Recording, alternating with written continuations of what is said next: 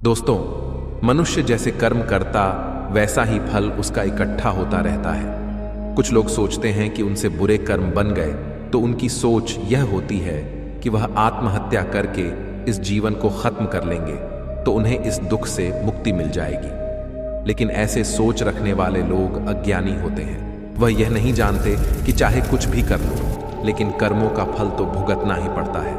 आज की इस कहानी में जानेंगे कि मनुष्य को पूर्व जन्म का भी कर्ज चुकाना पड़ता है।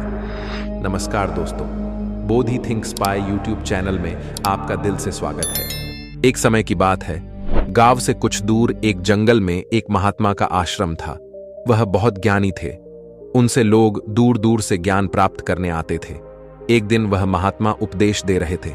तभी उनके एक शिष्य ने पूछा, गुरुदेव, मैं यह जानना चाहता हूं, मनुष्यों को पूर्व जन्म का कर्ज भी चुकाना पड़ता है और मृत्यु के बाद मनुष्य की आत्मा अपने साथ वह कौन कौन सी चीजें हैं जो साथ लेकर जाती है तथा उन सभी का प्रभाव मनुष्य की मृत्यु के बाद किस तरह से रहता है।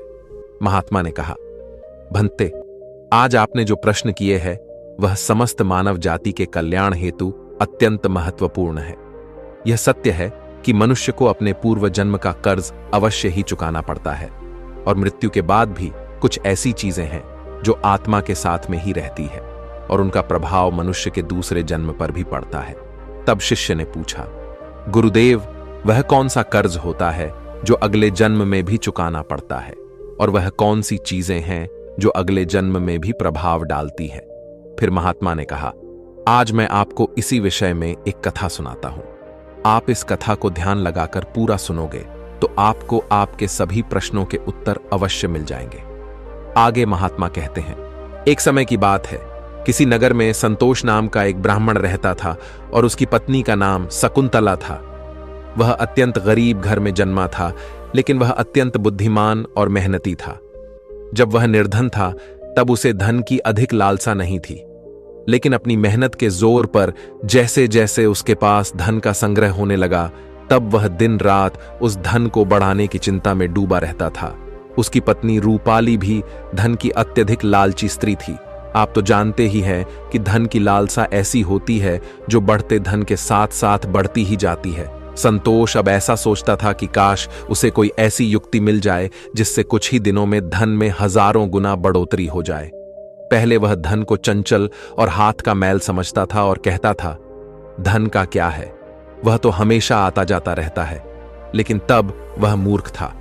अब उसकी आंखें खुल गई थीं और वह धन का अत्यधिक संग्रह करने लगा। उस धन से दान, धर्म आदि करने लगा तथा वह साधु और मेहनतों की सेवा में लगाता था। पहले उसकी ईश्वर में बड़ी ही श्रद्धा थी, किंतु समय बीतने के साथ साथ धन के लालच की भड़कती हुई ज्वाला ने उसके अन्य सभी सद्गुणों को भी जला दिया। धन की लालसा ने उसकी अंतरात्मा को हमेशा के लिए नष्ट कर दिया। पहले जब भी संतोष के द्वार पर कोई साधु महात्मा आते तो उसका मुख फूलों की तरह खिल उठता था, परंतु अब आदर सत्कार के समय मुख पर निराशा और मायूसी ही रहती थी। एक बार की बात है, संध्या का समय था। संतोष के द्वार पर एक साधु आकर रुके और बोले, हे पुत्र, मैं एक यात्री हूं और आगे हरिद्वार को जाना है। आज की रात बिताने के लिए साधु को स्थान मिल जाए तो अच्छा होगा। मैं बड़ी ही आशा से आपके द्वार पर आया हूं। उस साधु का मुख संतोष की मूर्ति था, आंखों में अमृत और मुंह में शहद सी मिठास, जिस कारण से संतोष का हृदय भक्ति भाव से भर गया। वह उन्हें प्रणाम करते हुए बोला, जरूर महात्मा जी, आपकी सेवा करना तो मेरा परम धर्म है। तब वे साधु मुस्कुराते हुए कहते हैं, बेटा, आजकल के समय में तुम्हारे जैसे भक्ति भाव वाले पुरुष बड़ी मुश्किल से ही मिलते हैं। इस संसार से धर्म का भाव ही जैसे उठ गया है। इस प्रकार से साधु के मुख से अपनी प्रशंसा सुनकर संतोष का हृदय खिल उठा। उसको ऐसा प्रतीत हुआ मानो उसे स्वर्ग में ही स्थान मिल गया हो। उसके होठों पर शब्द आ ही गए थे, लेकिन उन्हें दबा दिया और उनसे कहा, महाराज, अगर हम आप जैसे संतों की सेवा नहीं करेंगे तो इस मानव जीवन का क्या लाभ। ऐसा कहते हुए संतोष उन महात्मा को अपने घर के अंदर ले गया। जब उन्होंने घर में प्रवेश किया तब संतोष ने उनके स्वागत सत्कार में कोई कमी नहीं छोड़ी। खाने के लिए स्वादिष्ट भोजन बनवाया, नाना प्रकार की मिठाई बनवाई। उसके बाद दाल और सब्जियों में इतना घी डाला जैसे नदी की धारा में जल बहता है। भले ही संतोष उन महात्मा को इतने पौष्टिक आहार देने के पक्ष में नहीं था, लेकिन महात्मा की बातों में कुछ ऐसी शक्तियां थीं कि उसके वर्षों पुराने विचार चंद पलों में बदल गए। जैसे सूखी धरती पर एक दिन की बारिश से हरियाली छा जाती है। इस भक्ति भाव से महात्मा का दिल खुश हो गया। रात भर बातें होती रहीं, ज्ञान और भक्ति की चर्चाएं चलती रहीं। अंत में संतोष ने पूछा कि महात्मा जी, आप साधु कैसे बने? साधु ने हंसकर उत्तर दिया, बेटा, बुढ़ापा आ गया है, अब क्या सारी उम्र गृहस्थी में ही फंसा रहूंगा। कुछ हरिभजन भी तो करना चाहिए। ईश्वर कृपा से बहुत धन कमाया है। मेरे 3 पुत्र हैं और एक कन्या भी है। अब सारी धन दौलत उन्हें बांट दी है और अब तीर्थ यात्रा को जा रहा हूं। फिर कुछ समय के पश्चात संतोष ने साधु की तरफ देखा और पूछा, तो क्या आपने अपना सब कुछ बच्चों को दे दिया या अपने पास भी कुछ रखा है? तभी साधु ने उत्तर दिया, बेटा, मेरे हाथ में जो यह लाठी देख रहे हो, यह अंदर से खोखली है। इसमें मैंने 400 स्वर्ण मुद्राएं डाल रखी हैं। यात्रा में कभी कभी धन की आवश्यकता भी पड़ जाती है। यह कहते कहते साधु को नींद लग गई, लेकिन संतोष की आंखें जाग रही थीं। ये सारी बातें उसकी पत्नी रूपाली ने भी सुनी ली थीं। अब रात्रि का पहला पहर बीत गया था। वह बार बार महात्मा की लाठी को देख रहा था और मन ही मन कुछ सोच रहा था। अब उसके अंदर लोभ लालच की माया का संचार हुआ, किंतु उसकी अंतर आत्मा इस घृणित कार्य को करने से रोक रही थी। लेकिन वहीं मन की दुरात्मा स्वर्ण मुद्राएं पाने की जिद पर अड़ गई। कुछ समय तक इस संघर्ष में ही उसके मन का बुरा हाल हो चुका था कि तभी उसकी पत्नी उसके पास आकर बैठ जाती है और कहती है, स्वामी, आप किस गहरी चिंता में डूबे हैं? क्या आप भी वही कुटिल मंशा से सोच रहे हैं जो मैं सोच रही हूं? इस महात्मा ने तो अपनी खूब सेवा करवा ली है, अब इन्हें कुछ तो हर्जाना भरना पड़ेगा। तब संतोष कहता है, शकुंतला, मेरे मन में बड़ी ही दुविधा हो रही है। हमारा कर्तव्य है कि अतिथि की सेवा करें, किंतु अगर हम इनके धन को चुराते हैं तो पाप होगा। शायद हमें ऐसा नहीं करना चाहिए। तब उसकी पत्नी कहती है, अजी, आप कैसे फिजूल की बातें कर रहे हो? इस महात्मा की उम्र ढल चुकी है और क्या पता कब यह लुढ़क जाए।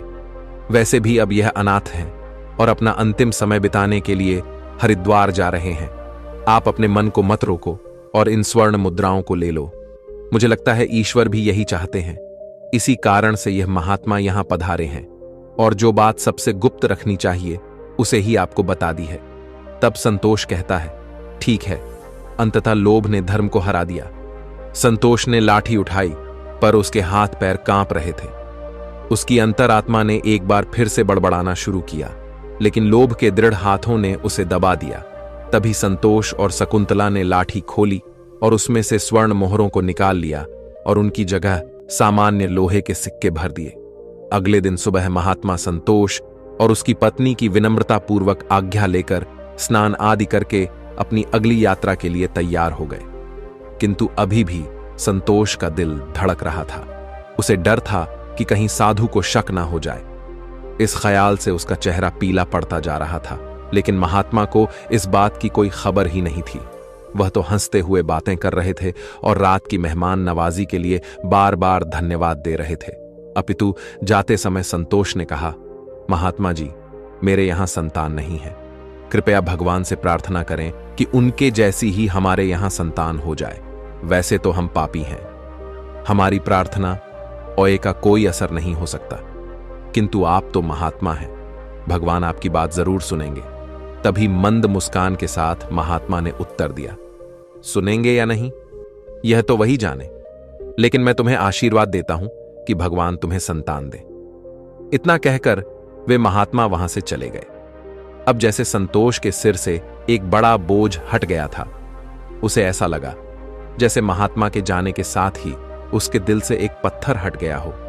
किंतु वे दोनों पति पत्नी इस चोरी के फल से नहीं बच सकते थे। यह बात संतोष का मन और मस्तिष्क भी अनुभव कर रहा था, परंतु वह इस चोरी के प्रकट होने से बहुत डरता था। चोरी का प्रकट होना प्रत्यक्ष था, किंतु उसका फल भविष्य के किसी पर्दे में चुपचाप छिपकर सही अवसर की प्रतीक्षा में था। मनुष्य वर्तमान समय के सामने भविष्य की परवाह नहीं करता है। वहीं दूसरी ओर जब वह महात्मा हरिद्वार पहुंचे तो उनका हृदय अत्यंत प्रसन्न हो गया। यहां साधु संतों को देखकर ऐसी प्रसन्नता हुई मानो उन्हें सभी देवताओं के साक्षात दर्शन हो गए हों। उनका मन ईश्वर भक्ति में लीन हो गया। फिर रात को महात्मा वहीं संतों के साथ आश्रम में सो गए। फिर अगले दिन स्नान करके उन्होंने उस मंदिर के मुख्य रसोइये को बुलाकर कहा, मैं यहां श्रद्धा हेतु आने वाले सभी यात्रियों के लिए अन्नदान करना चाहता हूं। यही एक इच्छा मेरी बाकी है। कृपया आप हमें बताएं कि सभी लोगों के भोजन, निवास और वस्त्र दान के लिए कितना खर्च हो सकता है। तभी उस व्यक्ति ने कुछ हिसाब करते हुए बताया कि महाराज, अन्नदान, निवास और वस्त्रदान और अन्य सभी प्रकार के कार्यों के लिए कुल 300 स्वर्ण मुद्राएं लग सकती हैं तथा 20-30 से कम अधिक लग सकती हैं। क्या आपके पास इतना ज्यादा और पर्याप्त धन है? महात्मा ने कहा, ठीक है, मैं इसका प्रबंध करता हूं। महात्मा ने कहा, आप बस कल के सभी कार्यक्रमों का आयोजन करो। कहकर वे गंगा स्नान के लिए चले गए। फिर अगले दिन उनके कहे अनुसार उस रसोइये ने पूरा आयोजन किया। हरिद्वार के परिसर में बड़ी ही धूमधाम और खुशी के साथ अन्नदान, वस्त्रदान, भजन आदि कार्यों को संपन्न किया। वहां मौजूद सभी लोग देखकर खुशी से कहने लगे, महात्मा स्वयं गरीब होकर कितने उदार हैं और जिनके पास धन की कोई कमी नहीं होती, वे व्यर्थ के दिखावे में लुटा देते हैं, परंतु धर्म की राह पर एक कौड़ी भी खर्च नहीं करते। यह एक नेक दिल मनुष्य है जिसने अपना धर्म समझा और धर्म के सामने धन का मोह नहीं देखा। अपनी प्रशंसा सुनकर महात्मा की खुशी का कोई ठिकाना न रहा। उनका हृदय आनंद से प्रसन्न हो रहा था, किंतु दूसरी ओर उसका भाग्य रो रहा था। जब संध्या हुई, महात्मा ने अपने कमरे का दरवाजा बंद किया और लाठी को खोलकर देखा तो लाठी के अंदर लोहे के सिक्कों को देखकर उसका हृदय कांप गया। उसे ऐसा प्रतीत हुआ मानो वह कोई भयानक स्वप्न देख रहे हों। उसे अपनी आंखों पर यकीन नहीं हो रहा था। वह चाहते थे कि यह स्वप्न जल्द से जल्द टूट जाए, पर यह कोई ऐसा स्वप्न नहीं था जिससे नींद खुल जाए। उसने बार बार अपनी आंख मलमल कर देखा, पर सिक्के वहीं थे, लोहे के। अब उस महात्मा को थोड़ी ही देर में रसोइये को हिसाब करके उनका धन लौटाना था। उसने सोचा, अब क्या होगा? अपमान की छवि उसकी आंखों के सामने खींच गई। वह कहने लगा, हे प्रभु, आप मुझे क्षमा करें। महात्मा कांपते हुए खड़े हो गए। उन्हें अपमान का ख्याल अपमान से भी ज्यादा डरावना लग रहा था। अब उनमें इसे सहन करने की शक्ति नहीं थी। वे कुछ देर तक सोते रहे और उन्होंने अचानक से दरवाजा बंद कर लिया और साथ ही उम्मीदों के द्वार भी बंद हो गए। महात्मा ने चारपाई की रस्सियों को निकाला और उन्हें छत से लटका दिया। अब मौत दरवाजे पर खड़ी थी कि तभी महात्मा की अंतरात्मा ने उपदेश दिया। दिमाग ने भी सलाह दी कि यह तुम क्या कर रहे हो? आत्महत्या सबसे बड़ा निंदनीय कर्म है, ऐसा मत करो। पर निराशा ने हर तरफ से हरा कर रख दिया। महात्मा का चेहरा मृत व्यक्ति की तरह सफेद पड़ गया था। तब उसने चारपाई पर खड़े होकर अपनी गर्दन में फंदा डाला और कांपते हुए पैरों से चारपाई को ठोकर मार दी। वह महात्मा फांसी पर झूल गए और उसकी मौत हो गई। जहां सुबह बहुत सुखपूर्वक और शांत थी, लेकिन किसे पता था कि शाम इतनी दुखद होगी। कुछ ही समय बाद यह घटना का चारों ओर फैल गई। यह सब देखकर उस रसोइये ने ही महात्मा का अंतिम संस्कार किया और फिर से भगवान का नाम लेकर अपने काम में लग गया। वो महात्मा तो मर गए, लेकिन उनका आशीर्वाद अभी भी जीवित था। 1 साल के भीतर ही वह चोर ब्राह्मण संतोष के घर में एक पुत्र का जन्म हुआ। इस अवसर पर संतोष ऐसे प्रसन्न था मानो सारे संसार का धन उसे मिल गया हो। अब तो अंधेरे घर में प्रकाश छा गया था। उसके पैर धरती पर ना पड़ते थे। उसने बालक का नामकरण संस्कार बड़ी ही धूमधाम से किया। इस उत्सव के अवसर पर एक नगर भोज दिया गया। उस दिन संतोष ने अपनी सारी जिंदगी की कंजूसी निकाल दी और धन को पानी की तरह बहाया और बालक का नाम संकेत रखा गया। संकेत बहुत ही सुशील और भगवान का उपासक बालक था। उसकी तीक्ष्ण बुद्धि देखकर आश्चर्य होता था। लोग कहते थे कि यह कुल का नाम बढ़ाएगा। संतोष यह सुनकर फूला न समा आता था। इसी प्रकार 5 वर्ष बीत गए। संकेत शिक्षा ग्रहण करने हेतु आश्रम में गया। वहां भी उसके गुणों का विकास होने लगा। वह हमेशा अपनी कक्षा में प्रथम आया करता था। संतोष यह देखकर ईश्वर को धन्यवाद करता था, लेकिन कभी कभी जब उसे उस महात्मा के साथ अपने दुर्व्यवहार की याद आती तो उसके दिल में चुभन होती। और उसकी आत्मा पर एक अनजाना सा डर छा जाता था। उसे बार बार अपने ऊपर गुस्सा आता था। वह अक्सर मन ही मन दुखी होते रहता और मन ही मन कहता कि मेरी बुद्धि कैसी खोटी थी, मैंने ऐसी मूर्खता क्यों की। लेकिन बीता हुआ समय उसके हाथ में नहीं आ सकता था। उसने स्वर्ण की 400 मोहरों को एक लाल वस्त्र में बांधकर संदूक में रख दिया और यह निश्चय किया कि वह उस महात्मा को वापस दे देगा। फिर उसने महात्मा की खोज शुरू कर दी। कई लोगों को भेजा, लेकिन वह उस महात्मा तक नहीं पहुंच सका। इतना समय बीत गया कि अब संतोष उस घटना को भूल गया, परंतु स्वर्ण मुद्राएं अभी भी एक लाल वस्त्र में लिपटी हुई उसी संदूक में पड़ी थी। समय गुजरता गया और संकेत अब 21 वर्ष का हो गया था। साथ ही उसे एक बीमारी ने जकड़ रखा था और संकेत के इलाज में काफी धन का खर्च हो रहा था। फिर एक दिन अचानक संतोष अपनी पत्नी शकुंतला और बेटे संकेत के साथ हरिद्वार के लिए निकल पड़ा। वहां पहुंचकर वे एक आश्रम में ठहरे। वहां संतोष को पता चला कि उनके बेटे संकेत का व्यवहार साधुओं जैसा हो रहा है। उसके अंदर वैराग्य आ रहा है। वह दिन रात साधुओं के डेरे में समय बिताता और जब भी किसी दीन दुखी या गरीब को देखता तो उसकी मदद करता था। इसे देखकर संतोष बहुत परेशान होता था, पर वह कुछ कर नहीं पाता था। संकेत उसकी इकलौती संतान थी। उसका मुख देखकर संतोष का क्रोध शांत हो जाता था। वह बहुत सोचता था, परंतु संकेत के इस स्वभाव का कारण उसे समझ में नहीं आता था। फिर दूसरे दिन संध्या के समय संतोष भजन कर अपने आश्रम की तरफ लौट रहा था कि रास्ते में एक बूढ़ा आदमी उसे रोता हुआ मिला। तब संकेत ने आश्चर्य से पूछा, भाई रोते क्यों हो? तब वह बूढ़ा आदमी कहने लगा, बेटा क्या कहूं, कहते हुए लज्जा आती है। अगर तुम जानना ही चाहते हो तो सुनो, मैं गंगा जी में डूबकर अपना जीवन समाप्त करने जा रहा हूं, क्योंकि मुझे व्यापार में घाटा हुआ है और मेरे सिर पर बहुत सारा कर्ज है। संकेत कहता है, पर यह तो छोटी सी बात है। उस बूढ़े व्यक्ति ने अजीबोगरीब नजरों से संकेत की ओर देखते हुए कहा, मुझे अपना कर्ज चुकाना है, नहीं तो मेरे पास आत्महत्या करने के अलावा कोई विकल्प ही नहीं है। तब संकेत कुछ देर तक चुप रहा। यह मौन उस दुर्भाग्यशाली बूढ़े व्यक्ति के लिए एक उम्मीद बन रहा था। उसके आंसू थम गए और फिर संकेत ने पूछा कि महाराज, आपको कितने धन की आवश्यकता है? कृपया आप हमें बताएं दोस्तों। जब इंसान निराश हताश होता है तब उसे हर कदम पर उम्मीद नजर आती है। उस बूढ़े व्यक्ति ने हिसाब लगाकर जवाब दिया और कहा कि मेरे सिर पर लगभग 400 स्वर्ण मुद्राओं का कर्ज है। संकेत फिर से कुछ देर के लिए चुप रहा। फिर उसने कहा, महाराज आप चिंता मत करो, आप बस इसी गंगा के तट पर मेरी प्रतीक्षा करो। मैं बस अभी वापस आता हूं। आपके लिए मैं कहीं से धन का संग्रह करके लाता हूं। तब बूढ़े आदमी ने कहा, बेटा यहीं पास में ही मेरी एक धर्मशाला है, तुम वहीं आ जाओ। उसी समय संकेत भागते हुए वापस आश्रम में आ पहुंचा। उस समय उसके हृदय में हलचल सी मची हुई थी। उसका चित्त व्याकुल था। वह चाहता था कि जितनी जल्दी हो सके बूढ़े बाबा का संकट दूर कर दे। उसे दिव्य शक्ति ने विश्वास दिला दिया था कि इस बूढ़े बाबा की सहायता करना मेरा धर्म है। वह एक विशेष भावुकता के साथ अपने आश्रम पर पहुंचा। तब उसके माता पिता कहीं बाहर गए हुए थे। अब संकेत का रास्ता साफ हो गया था। उसने संदूक पर जो ताला लगा हुआ था उसे एक पत्थर से तोड़ दिया। फिर संदूक को खंगालना शुरू कर दिया। निराशा ने अपनी जगह बना ली थी, लेकिन आशा ने बंधन बांध दिए थे। तभी अचानक आशा की एक किरण नजर आई। संकेत के हाथ में वह लाल वस्त्र आ गया। उसने उसे कांपते हाथों से खोला और उसका दिल कमल की तरह खिल उठा। उस रुमाल में पूरी 400 स्वर्ण मुद्राएं थीं। यह वही सोने की मुद्राएं थीं जिन्हें संतोष ने कभी एक महात्मा से चुराया था। जब मुद्राओं की गिनती की तो वे पूरी 400 ही निकली। संकेत का दिल प्रसन्नता से भर गया। उसने वह मुद्राएं अपनी जेब में डाली और वस्त्र को वापस संदूक में रख दिया और अति उत्साह के साथ उसी बूढ़े बाबा के पास जा पहुंचा और उन्हें वह मुद्राएं दे दी।